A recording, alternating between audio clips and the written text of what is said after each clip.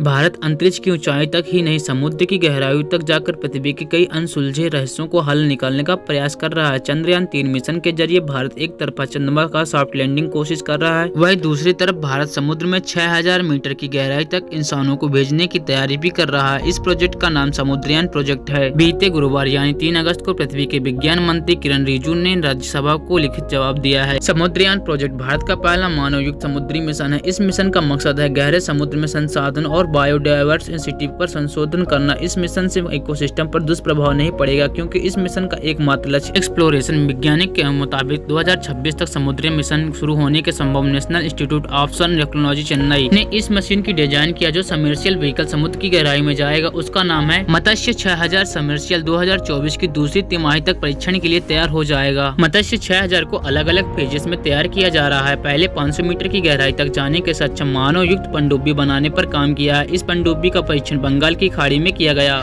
National institute of ocean technology Chennai के कई under water instrument जैसे ऑटोमेनस कोरियर सिस्टम, ऑटोनॉमस और अंडर वाटर व्हीकल और डीपी माइनिंग सिस्टम पर डिजाइन किया गया। समुद्र मिशन भारत के लिए बेहद महत्वपूर्ण है। इस मिशन के जरिए साइंटिस्ट अनएक्सप्लोर्ड गहराई समुद्र के बारे में कई अहम जानकारी हासिल करेगा। केंद्र सरकार के न्यू इंडिया विजन का ही एक प्रोजेक्ट है। ब्लू इकोनॉमिक भी इस मिशन से काफी लाभ होगा। डीप सी मिशन का हिस्सा है समुद्रयान प्रोजेक्ट। 5 साल में डीपी मिशन में 4077 करोड़ खर्च होने का अनुमान है। ये कई फेजेस इम्प्लीमेंट किया जाएगा। अमेरिका, रूस, फ्रांस, जापान और चीन जैसे कई देश डीप मिशन में कर चुके हैं। अब भारत भी उन चुनिंदा देशों में शामिल होने की तैयारी कर रहा है जिनके पास गहरे समुद्र में जाने की तकनीक और क्षमता है। अब भारत के पास 7517 किलोमीटर लंबा समुद्री तट है। 9 भारतीय राज्यों समुद्र तट है और भारत के पास 1382 द्वीप हैं। 3 तरफ से भारत में समुद्र में घिरा है। तकरीबन 30% जनसंख्या समुद्री किनारे रहती है। Deep sea mission fishery culture, tourism, blue trade को सपोर्ट मिलेगा, ऐसा केंद्र सरकार का कहना है। अगर आप सभी को वीडियो अच्छी लगी तो प्लीज मेरे चैनल को सब्सक्राइब, लाइक और कमेंट करिएगा।